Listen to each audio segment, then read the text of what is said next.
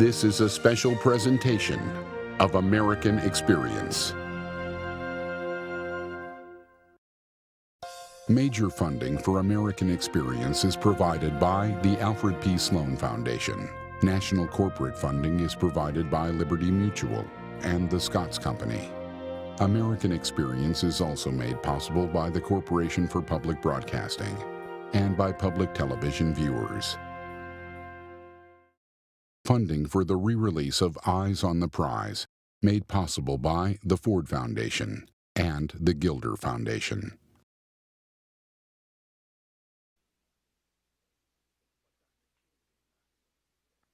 What Dr. King gave us, what Stokely Carmichael gave us, what Malcolm X gave us, what everybody gave us, whether you agreed with them or not, the energy of that time and the goals that we were all aspiring to, I think, is what it was all about at its best. At its worst, it was when we did nothing. Black people are dissatisfied. They're dissatisfied not only with the white man, but they're dissatisfied with these Negroes who have been sitting around here posing as leaders and spokesmen for black people and actually making the problem worse instead of making the problem better.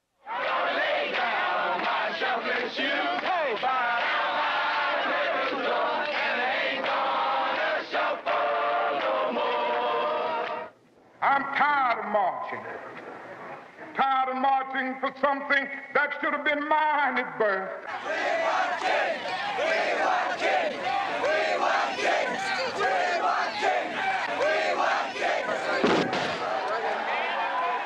Many days I would come home and I would think about all the liberals that got on the buses and went south when for sit-ins and boycotts in the South. I really would come home and wonder, you know, where were they now? Everybody's got a right to live. Everybody's got a right to live. By the mid-1960s, the civil rights movement had changed the laws that divided us by race. But the struggle for unity was far from done. Just because I'm white doesn't mean that the 14th Amendment doesn't apply to me either. I am white and I want my rights. We look at Miss America, we see white. We look at Miss World, we see white. We look at Miss Universe, we see white. Even Tarzan, the king of the jungle in back Africa, he's white. It's beautiful! Freedom! Said our warriors free! Freedom! Life is beautiful! Freedom! Black Panthers preach every day, hate, kill Whitey, kill the police, kill the pigs, hate, hate, hate. That's all you hear from. We don't hate nobody because of their color. We hate oppression. We hate murder of black people in our communities. We hate the gross unemployment that exists in our communities. We hate black men being taken off into the military service. Sergeant, you've just recently returned from Vietnam. Would you tell us how it feels to have to come from one zone of combat in a foreign land to one in your own land? It's not a good feeling, not one I'm kind of proud of. We stand on the eve of a black revolution, brothers. Masses of our people are in the streets. The rebellions that we see are merely dress rehearsals for the revolution that's to come. Are you going to live outside of the American culture? Or are you going to live within it? As long as you stay in America, you've got to conform. What else can you do? We won't go back! We won't go back! This television series chronicles a period of history when our nation stood at a racial crossroads. A time when Americans struggled to define what was truly meant by liberty and justice for all.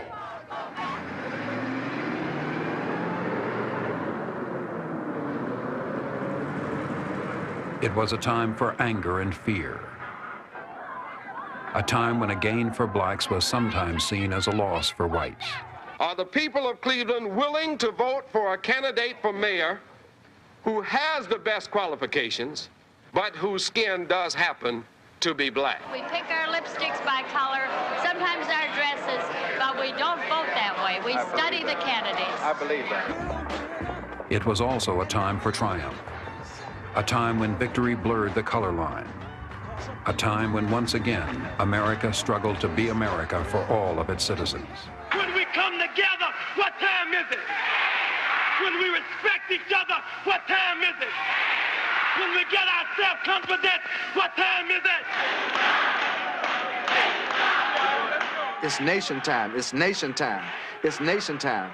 You could hear reverberating all those pride struggles from the 40s and the 30s and the 50s and the 60s. I mean, came to be fulfilled in that moment of crying that it's nation time. Now, I know the one thing we did right was the day we started to fight. Keep your eyes on the prize. Hold on, hold on. Keep your eyes on the prize. Hold on. Less than 2% of the Negro people in Harlem have taken an active part in the civil rights struggle. We observe that there have been other groups out on the streets. The nationalists have been out on the streets, the Muslims have been out on the streets, but the NAACP, up to this point, has not been out there where the people are at. All over America, there's not one black citizen in the United States.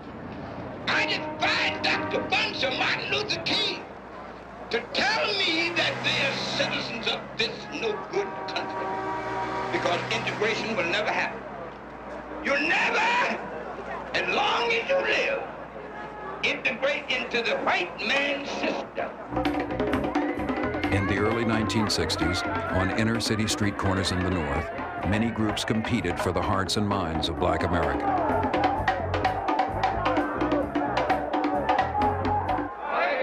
All praise is due to Allah. Hey, everybody in Harlem is a Muslim. One of the groups attracting the largest crowds was the Nation of Islam. We too have been taught by the Honorable Elijah Muhammad that we were stripped of everything we had and been cast into the fiery furnace, a land where they've been making it hot as hell for us for 400 years. The Nation of Islam was a religious organization. Its approach to teaching black pride and self-reliance often provoked controversy. In major cities across the country, the nation built temples for prayer, established businesses to encourage economic independence in black communities, and created schools to educate its children.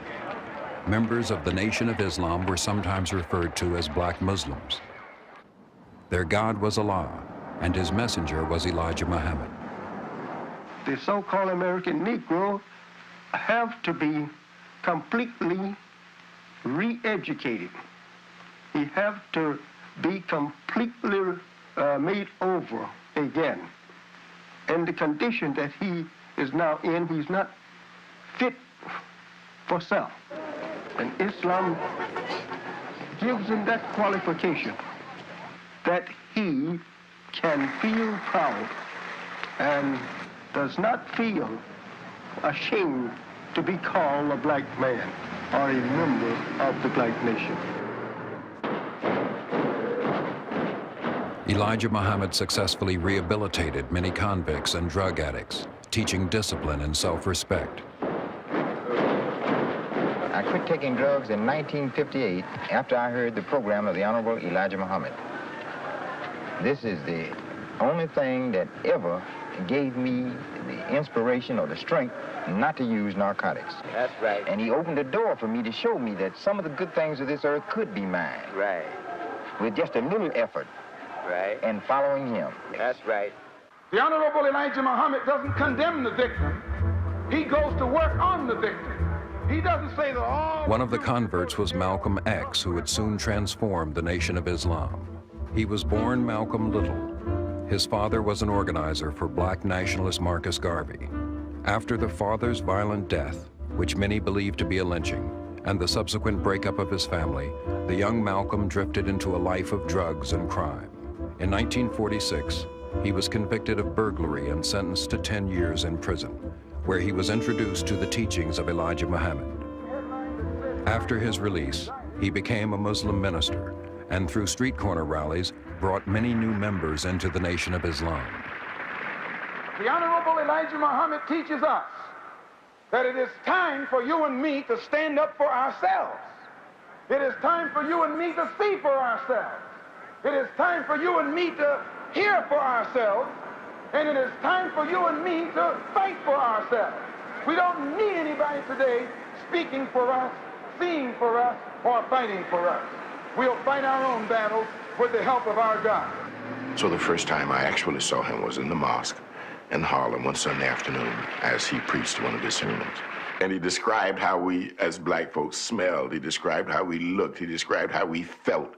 And then he described what caused us to feel that way. You know, the chains of slavery are still in your minds and in your heads, and you look at the white man and you love him. That's what you do. You hate the fact that he let you go from slavery. You want to go back there, you know. But no, the Honorable Elijah Muhammad is here now, and we're gonna change all that. You know, the righteous black man is on the scene, and we're not gonna be satisfied with you and your shucking and jiving. The time has come. In 1959, the media discovered the Nation of Islam. While city officials, state agencies, white liberals, and sober-minded Negroes stand idly by, a group of Negro dissenters is taking to street corner stepladders, church pulpits, sports arenas, and ballroom platforms across the United States to preach a gospel of hate that would set off a federal investigation if it were preached by Southern whites. Lou Lomax, a reporter I'd never heard of, came to my office, told me about something called the Black Muslims. I'd never heard of them. Would we be interested in doing a broadcast, a documentary about them?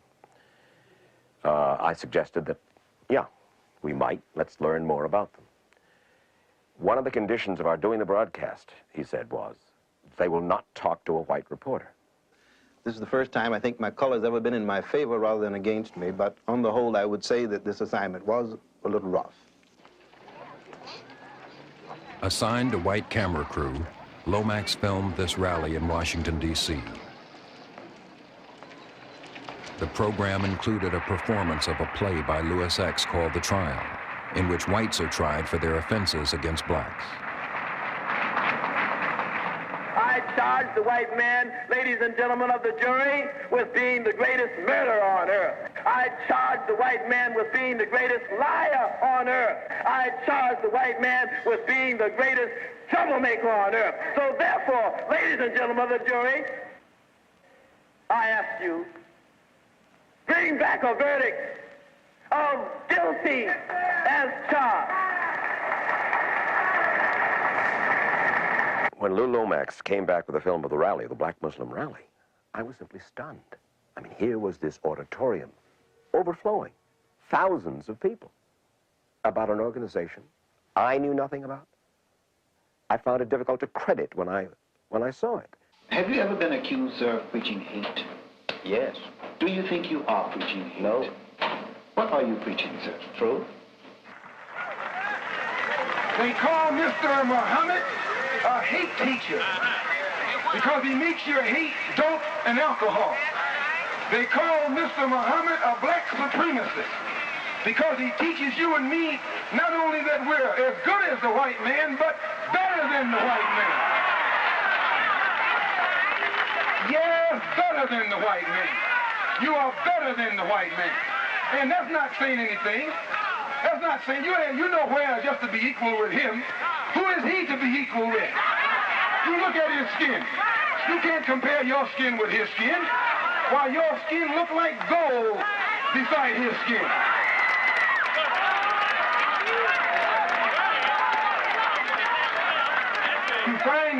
You find that old pale thing laying out in the sun, trying to get to look like you. That old pale thing. In 1963, Malcolm X became national spokesman for the Nation of Islam. Find them using man pain, trying to look like you. That old pale thing. I was standing on the island there, looking at him, and my friend said, I'm going back to the office, we're going back. And I said, I'm going to stay because I like the rain. It was this kind of quiet drizzle that was happening there. Hope you're not getting too wet. And I looked up and looked around, determined not to look at him, determined not to listen. But he started to talk, and I found myself more and more listening to him. And I began to nod my head and say, yeah, that's right, that makes sense. You don't have any dope for airplanes bringing drugs into this country. The white man brings it in. The white man brings it to Harlem. The white man makes you a drug addict. The white man then puts you in jail when he catches you using drugs.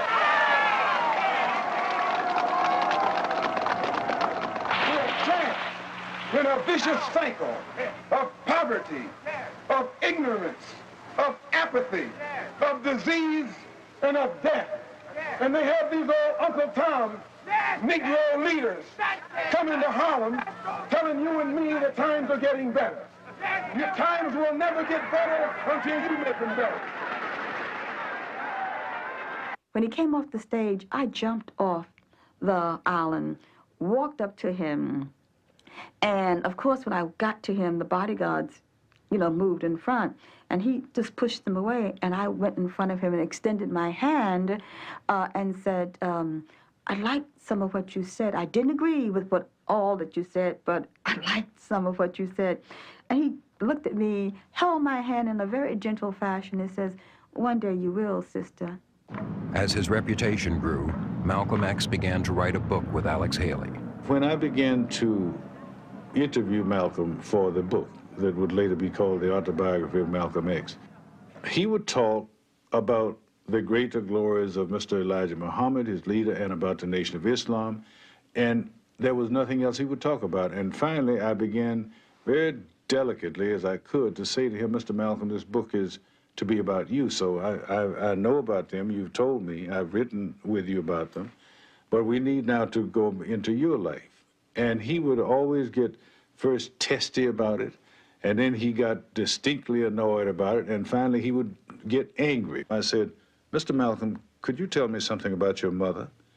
And I will never, ever forget how he stopped, almost as if he was suspended, like a marionette. And he said, I remember the kind of dresses she used to wear. They were old and faded and gray. And then he walked some more. And he said, I remember how she was always bent over the stove, trying to stretch what little we had. And that was the beginning, that night, of his walking. He walked that floor until just about daybreak. Largely ignoring Elijah Muhammad, the media focused on Malcolm X, contrasting him with Martin Luther King Jr. And it is a message which says that I am convinced that the most potent weapon available to oppressed people as they struggle for freedom and justice is the weapon of nonviolence. Amen. We're nonviolent with people who are nonviolent with us.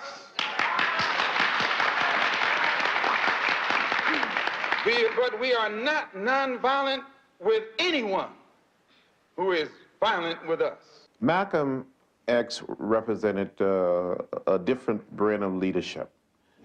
Many of us that grew up in the South had been deeply influenced by the church, by the preaching of black ministers, but also by the message, the philosophy, the teaching of Martin Luther King Jr., the philosophy and the discipline of nonviolence. We saw Malcolm as someone, in a sense, from the outside, coming from the North, to tell us that was a different way, a different approach. And I think many of us in the South had some reservations about it. Martin and the regular civil rights leaders were presenting to America our best face, our non-violent face, our desire to be included into American society. And we wanted to show the world that we had no evil intentions against anybody. We just wanted to be included. But they also understood that America, in spite of our reassurances, would be frightened and hesitant to open the doors to black folks. So Malcolm, as the outsider, as the man they thought represented the possibilities of violence, was the counter that they could use. They would say to the powers that be, look, here's Martin Luther King and all these guys, we are nonviolent. Now, outside the door, if you don't deal with us, is the other brother. And he ain't like us. One white man named Lincoln supposedly fought the Civil War to solve the race problem, and the problem is still here. And then another white man named Kennedy came along running for president and told Negroes what all he was going to do for them if they voted for him, and they voted for him, 80%. He's been in office now for 3 years, and the problem is still here. When police dogs were biting black women and black children and black babies in Birmingham, Alabama, that Kennedy talked about what he couldn't do because no federal law had been violated. And as soon as the Negroes exploded and began to protect themselves and got the best of the crackers in Birmingham, then Kennedy sent for the troops. And there was no, he didn't have any new law when he sent for the troops when the Negroes erupted than he had at the time when whites were erupting. In November 1963, John F. Kennedy was assassinated. In the midst of national mourning, Elijah Muhammad suspended Malcolm X for his comments on the president's death. This came about as a result of statements in the press indicating or trying to imply that he had rejoiced over the assassination of President John Kennedy. A statement that Brother Malcolm had said at the time was that it was a case of the chickens coming home to roost. He had been saying all along that the violence, that whole violent atmosphere that had been created as a result of the movement, and by the government not doing anything about this, and in this case, Kennedy was the president at the time, they had created a whole atmosphere of violence, and finally this violence had reached the White House. The relationship between Malcolm X and the Nation of Islam rapidly deteriorated. During the 90 days that I've been silent, I have come to the conclusion that I can best help spread the solution and the diagnosis that the Honorable Elijah Muhammad gives of the so-called Negro problem in this country by continuing to remain out of the Nation of Islam and working on my own without restriction in the way that I think I best know how. He felt that he was now a big man before the public, and this seemed to have been his desire. He wanted to be seen and heard. He wanted to exalt himself above his teacher. The Nation of Islam, as it is guided spiritually by the Honorable Elijah Muhammad, doesn't involve itself in politics in any form because of its failure to become actively involved in the struggle of the Negroes overall. Many persons in the past have drifted away from it and are now becoming involved with us in an active effort to work with other groups toward solving the political, social, and economic evils that afflict our people. Malcolm X now advanced his own program for black Americans. Assalamu alaikum. He formed the Organization of Afro-American Unity, dedicated to the philosophy of black nationalism. Which means that the black man should control the politics of his own community and control the politicians who are in his own community. My personal economic philosophy is also black nationalism, which means that the black man should have a hand in controlling the economy of the so-called Negro community. He should be developing the type of knowledge that will enable him to own and operate the businesses and thereby be able to create employment for his own people, for his own kind. Malcolm X made 2 trips to Africa, including a pilgrimage to Mecca to become an Orthodox Muslim. His meetings with African leaders to seek their support attracted the attention of the U.S. Justice and State Departments. Well, my purpose here is to remind the African heads of state that there are 22 million of us in America who are also of African descent, and to remind them also that we are the victims of America's colonialism or American imperialism, and that our problem is not an American problem, it's a human problem. It's not a Negro problem, it's a problem of humanity. It's not a problem of civil rights, but a problem of human rights. What he ultimately was aiming for on a foreign policy level was to have the government, the U.S. government, have to defend its inaction in terms of the racist attacks that were going on at that time, to defend its actions before the UN Commission on Human Rights and take it before the World Court. Malcolm, are you prepared to go into the United Nations at this point and ask that charges be brought against the United States for its treatment of American Negroes? Oh, yes. Oh, yes, please. I think you're right in my camera. The audience will have to be quiet. Yes, as I pointed out when I was during my traveling, that nations African nations and Asian nations and Latin American nations look very hypocritical when they stand up in the United Nations condemning the racist practices of South Africa and that which is practiced by Portugal and Angola, and saying nothing in the UN about the racist practices that are manifest every day against Negroes in this society. Are you prepared to work with some of the leaders of the other civil rights organizations? Certainly, certainly. We will work with any groups, organizations, or leaders in any way, as long as it's genuinely designed to get results. Malcolm X received many threats, but an attempted poisoning in Africa made him believe the danger went beyond the Nation of Islam. On December 3rd, 1964, he took part in this debate in Oxford, England. And I live in a society whose social system is based upon the castration of the black man, whose political system is based on castration of the black man, and whose economy is based upon the castration of the black man. They came up with what they call a civil rights bill in 1964, supposedly to solve our problem, and after the bill was signed, 3 civil rights workers were murdered in cold blood. Civil rights bill down the drain. No matter how many bills pass, black people in that country, where I'm from, still our lives are not worth 2 cents.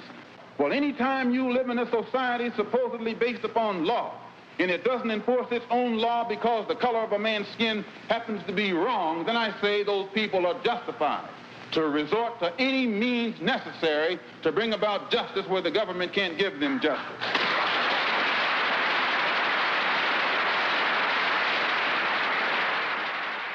Malcolm X's influence was strong among young people, especially for some members of the Student Nonviolent Coordinating Committee. So many people in SNCC who didn't even know who Malcolm was began to sit up and take notice. So here in SNCC, it became first thought, right, Malcolm X is having an effect where you don't even think he's having an effect, so people began to look closer. Of course, the closer they looked to Malcolm X, the quicker they got hooked on Malcolm X. Early in 1965, SNCC and Dr. Martin Luther King joined forces for a voting rights campaign in Selma, Alabama. When SNCC invited Malcolm X to speak in Selma, he reaffirmed his willingness to support other civil rights leaders. And I think that the people in this part of the world would do well to listen to Dr. Martin Luther King and give him what he's asking for and give it to him fast before some other factions come along and try to do it another way. What he's asking for is right. That's the ballot. And if he can't get it the way he's trying to get it, then it's going to be got one way or the other. On February 14, 1965, Malcolm X's home was bombed as he and his family slept inside. Had you had any threats, anything like this? Had any threats? That's all I get is threats. I get not less than 6 or 7 threatening phone calls every day. And the phone rang, and I picked it up. It was a morning, and a Saturday morning, as I recall. And this voice came on and started talking. And I'm wondering, who is it? I didn't understand. I didn't recognize the voice. And finally, something he said made me realize with a great shock, my shock, that was Malcolm X. And for the first time in our whole acquaintance of years, I really didn't perceive who he was. The thing was, he was under such pressure that it was as if it had constricted his vocal cords. He just felt, I guess, as near desperate as I ever saw him, because, again, here's the image of the fearsome, indomitable Malcolm X. But bottom line was, he was a father, and he was a husband, and his wife and his daughters were imperiled. And what could he do about it? My house was bombed. It was bombed by the black Muslim movement upon the orders of Elijah Muhammad. But within the week, Malcolm X expressed doubt that the Muslims were responsible. He planned to speak again the following Sunday at the Audubon Ballroom. I was going to the Audubon that day, had been out the night before reading, had gotten lazy, and had said simply, I'll go next week. And so proceeded to go into the kitchen, put some coffee on, turn on the radio. In my little apartment there, I had a little black and white kitchen table with these little black chairs, and I had this little black radio on that table. and I clicked the radio on as I stood there thinking about what had happened the night before, turned towards the stove to pick up my coffee. And the flash came through on this station and said, Malcolm had been assassinated.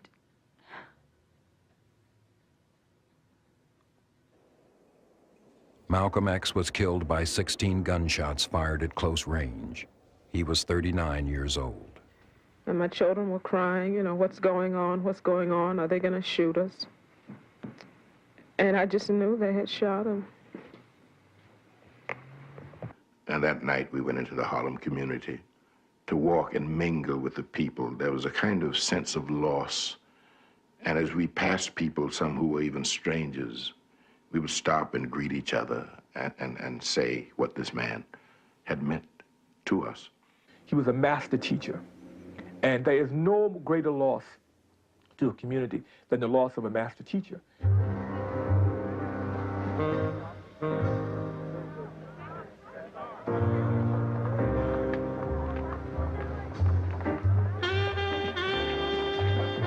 During the next 3 days, 20,000 people endured sub-freezing temperatures to say goodbye to Malcolm X.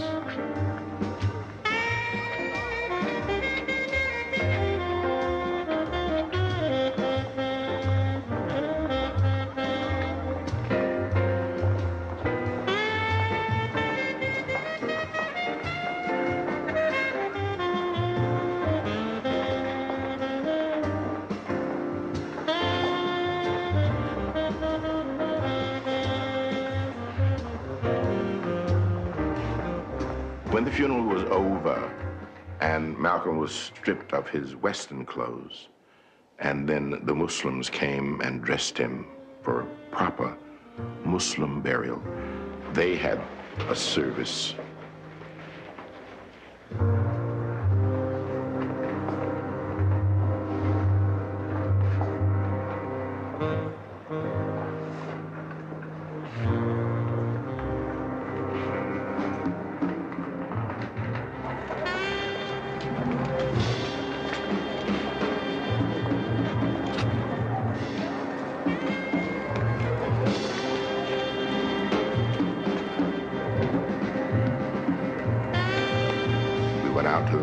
The cemetery. And when we got there, you know, the professional grave diggers were standing there with their shovels, but some of the black brothers said, no,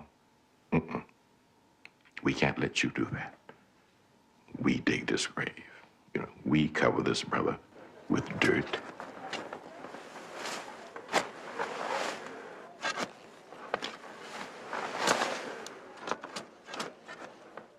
And it was a moving moment.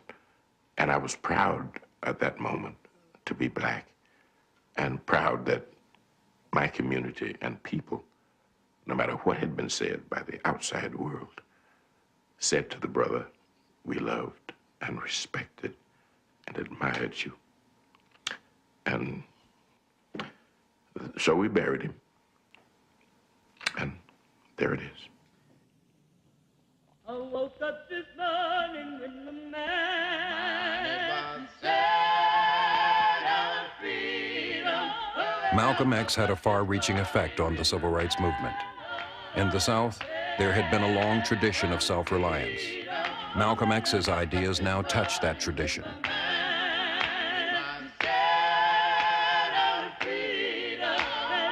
In 1965, the Student Nonviolent Coordinating Committee launched new strategies to challenge white control of Southern politics. Our direction was clear, a heavy emphasis on nationalism. Strong as Malcolm had it, as strong as we could get it. Carmichael and other SNCC members began a voter drive in Lowndes County, Alabama, known as Bloody Lowndes for its violence against blacks. Although 80% of the population was black, there were no black elected officials. Economically dependent on white plantation owners, many were afraid to join civil rights efforts, and none had been allowed to register to vote until early 1965. Now in this country it says majority rules. We are 80% of the majority in this, we are 80% in this county, and we have the right to rule this county. We have the right to rule this county, and we're going to rule it. I don't care how poor we are and how black we are, we're going to govern this county. Stokely Carmichael and Colton Cox and others who got together and told us, according to the Alabama law, if we didn't like what the Democratic Party was doing in our county or the Republican Party, we could form our own political organization, and it could become a political party.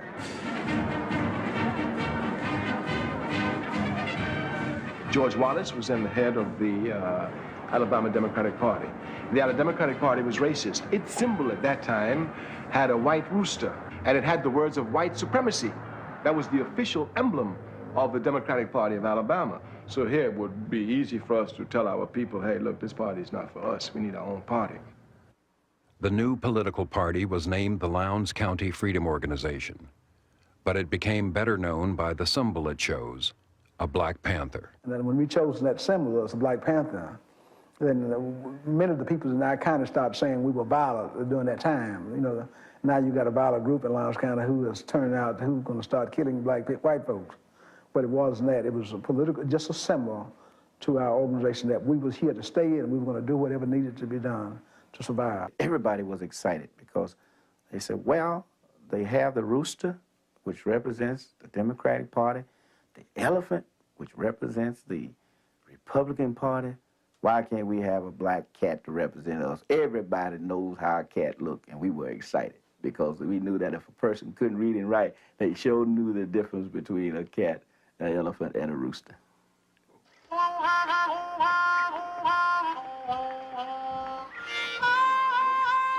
SNCC went door to door and farm to farm, explaining to first-time voters the rules for taking part in the Lowndes County primary. Now, the law says that you can't vote in ours and also vote in the Democratic primary, which has to be held on the same day according to the law.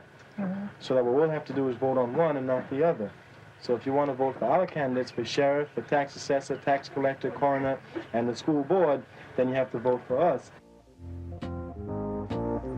On May 3rd, 1966, Lowndes County blacks voted for the first time since the end of Reconstruction.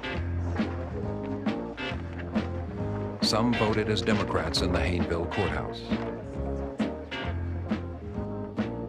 Several blocks away, the Lowndes County Freedom Organization held its primary on the grounds of the First Baptist Church.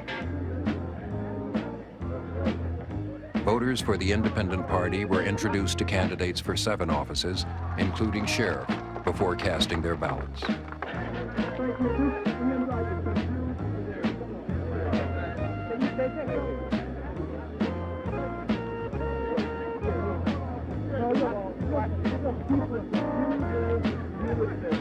Even with the ever-present threat of violence, 900 black voters showed up that day to vote for the Panther. This was the first time that the black people in this county came together to make choice of their own candidates for public office. It was important also because of the numbers of people that turned out to that election on that day and voted for their candidates and felt that they had done something for themselves to start making changes, the kind of changes they wanted to see happen in the system. 11 days later, Stokely Carmichael, representing the new militancy within SNCC, defeated John Lewis as national chairman. If you took a clear look at John Lewis, he looked more like a young Martin Luther King Jr. than anything else. It was almost like a coup. People were saying that we need someone who would stand up to Lyndon Johnson. We need someone who would stand up to Martin Luther King Jr. It was clear that he'd been alienated from the SNCC staff. So the vote against him represented that, but more importantly, it represented the clear insight of the SNCC organizers that understood that the question of morality, upon which King's organization depended to bring about changes in the community, were not possible. The SNCC people had seen raw terror, and they understood properly that this raw terror had nothing to do with morality, but had to do clearly with power. It had been almost a year since Congress passed the Voting Rights Act, but white resistance remained strong. In Mississippi alone, more than 300,000 blacks were not registered to vote. James Meredith, the first black person to enroll at the University of Mississippi, was determined to change all that. On June 5th, 1966, Meredith left Memphis, Tennessee, prepared to walk 220 miles to Jackson, Mississippi. He called it a march against fear. To point up and challenge, if necessary, this all-pervasive and overriding fear that's so much a part of the day-to-day life of the Negro in this country, and especially Mississippi. On the second day of his march, James Meredith was shot from ambush. We, as you know, have been greatly concerned about the shooting of James Meredith. We have expressed that. Leaders of major civil rights organizations rushed to Memphis, Tennessee, where James Meredith was hospitalized. They vowed to continue the march for him. And something needs to be done to make it clear that we are not going to be stopped, we're not going to be intimidated. From the start, there was conflict. If we're going to be free, we will have to suffer for that freedom. We will have to sacrifice for it. That I'm not going to beg the white man for anything that I deserve. I'm going to take it.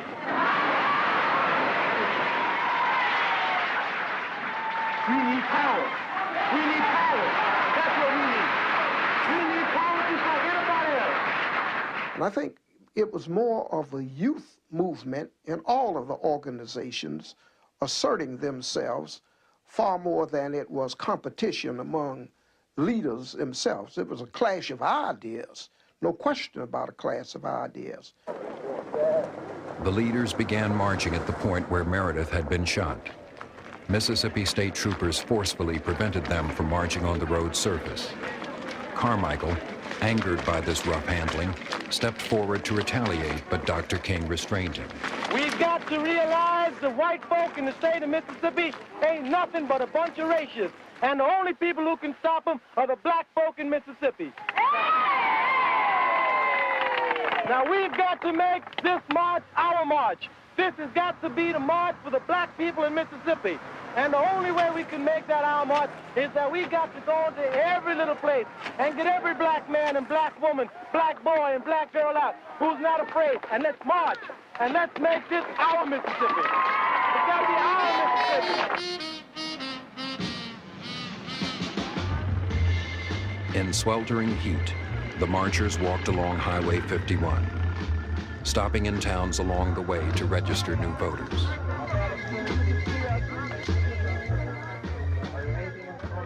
How long have you waited to register? How many years? Oh, long time. Long. How many years? Oh, How old are you? I'm 106 years old, 9 months. I never fooled with the things that were getting up, and I don't mess with them now. How do you feel, sir? Me, I feel good. All right.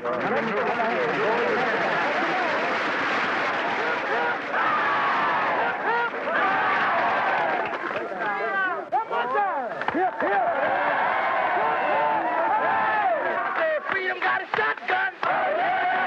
Freedom got a shotgun. You know freedom gonna shoot it. On those segregated bigots. I said freedom got a shotgun. So listen.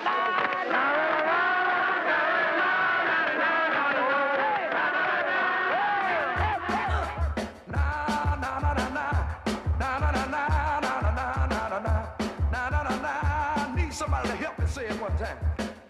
20 Mississippi State troopers provided some protection, but halfway through the march, that number was reduced to 4. Governor Paul Johnson announced he wasn't, quote, going to wet nurse a bunch of showmen.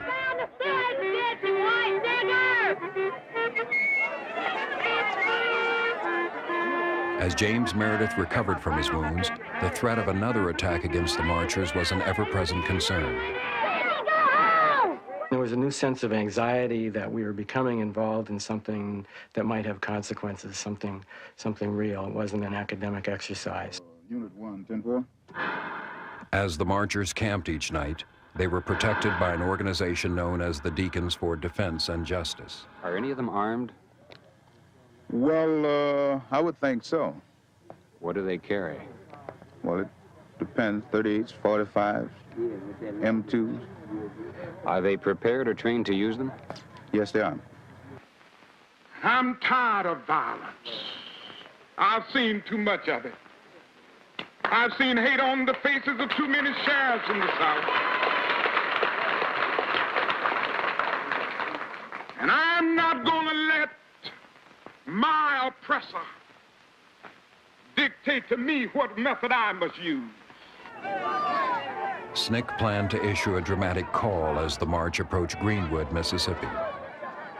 Willie Ricks was sent out as head as the advance scouts, and sometimes he could have as many as 20 to 40, and as we grew bigger, even 20 or 40 people under his direction to spread out.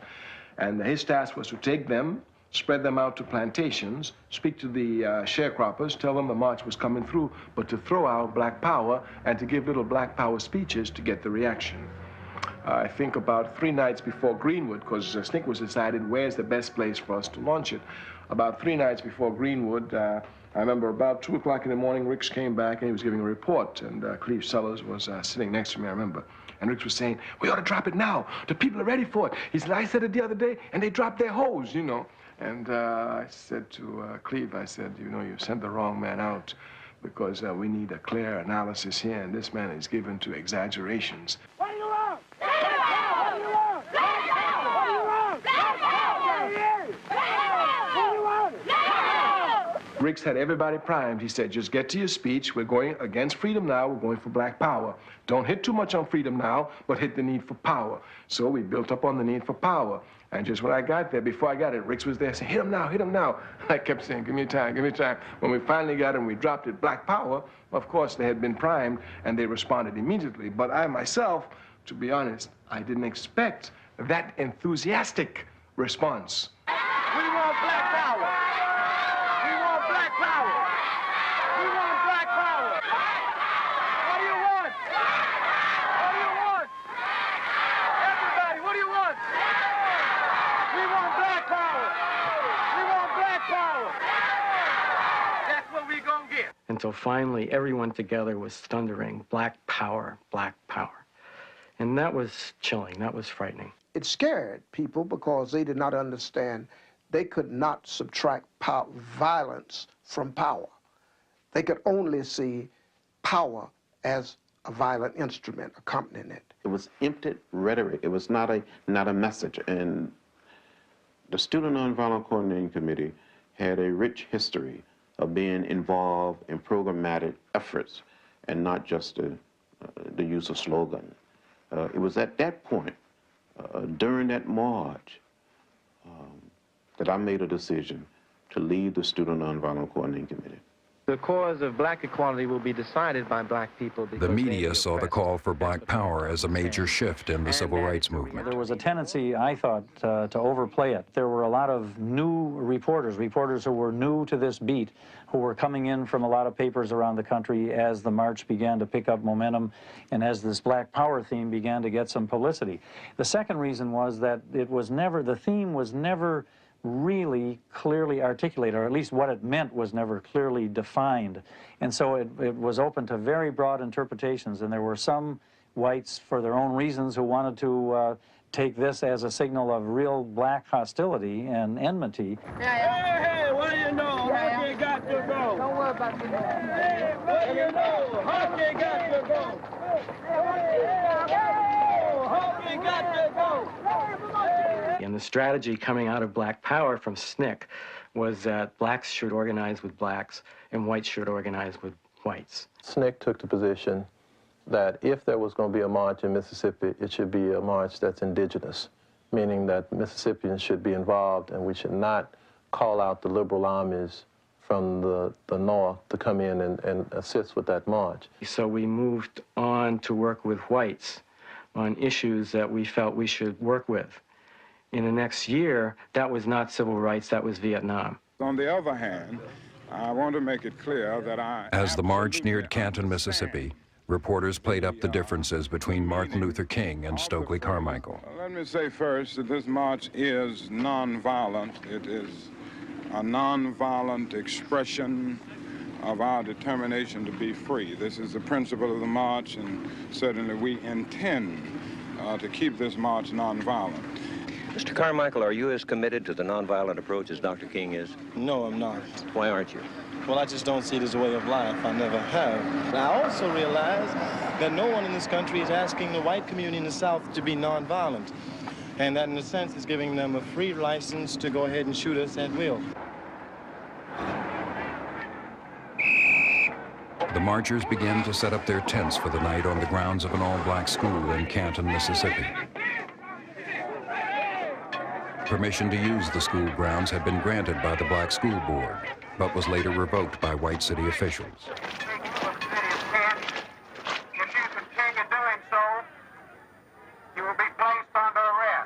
We don't want anybody to move. The time for running has come to an end. You tell them white folk in Mississippi that all the scared niggas are dead. You tell them they shot all the rabbits, they're gonna deal with some men.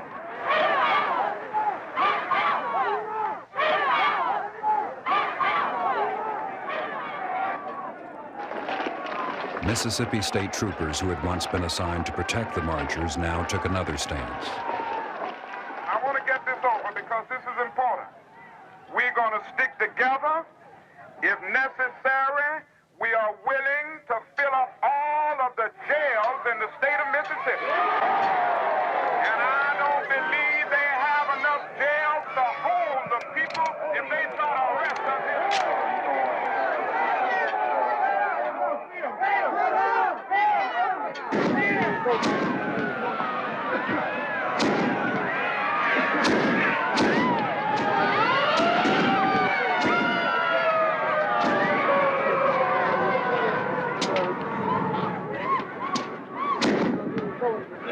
It was like a scene of hell, with the smoke rising and people vomiting and crawling around and choking and crying. And then there was a kind of an eerie silence, and the one thing you could hear over and over again was the thud, thud, thud sound. And what it was the Mississippi troopers kicking people on the ground or hitting them with their rifle butts. No, nothing's gonna happen. We going to the church. We gotta worry about the people now. No, let's go. Come on, okay. Move on to the church. Freedom. Come on, come on. How were you hurt? They hit me in the chest with a canister. With a canister. That's white power. That's what it was. White power.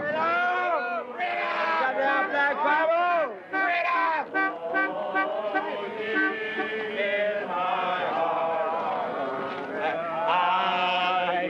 Despite the tear gas and beatings, the marchers remained nonviolent, but voices in the night told of the rage that many were feeling.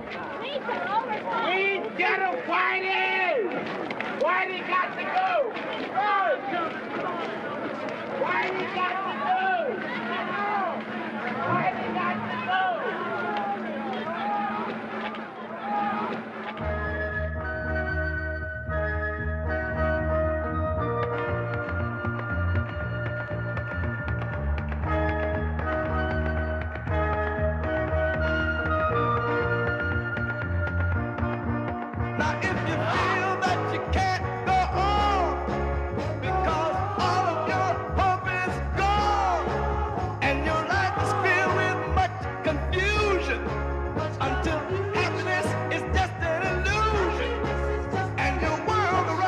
On June 26, the march entered Jackson, Mississippi.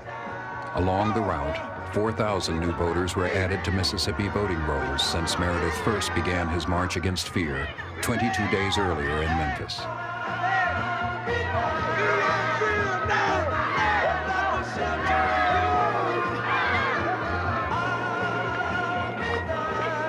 Then I have watched my dreams turn into a nightmare. I still have a dream. I still have a dream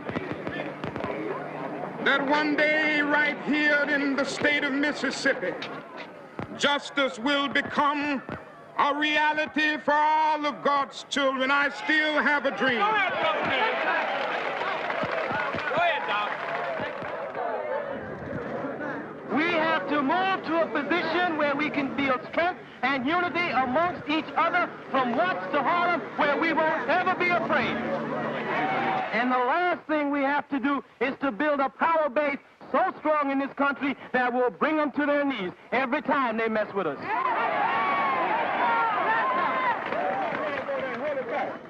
This was the last great march of the Southern Civil Rights Movement. The call for power would now be raised in communities across the nation, challenging Americans to look at the realities of their democracy.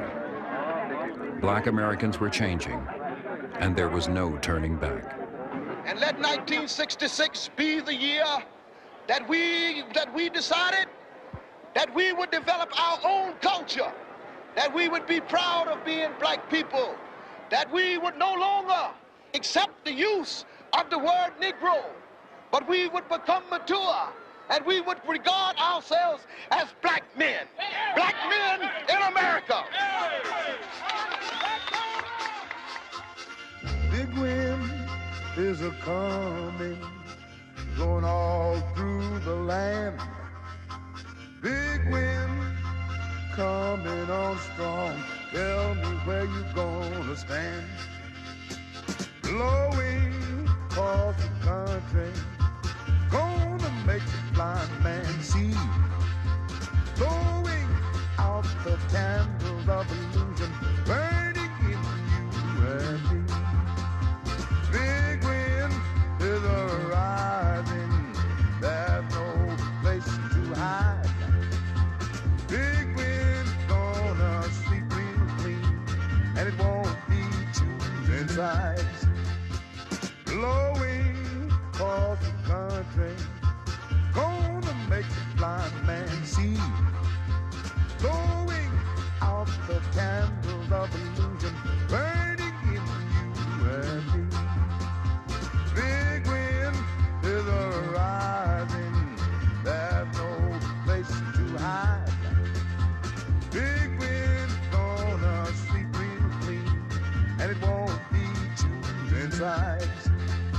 And if somebody told you that God is on your side, I was told the very same thing, so you know somebody lied. Big wind.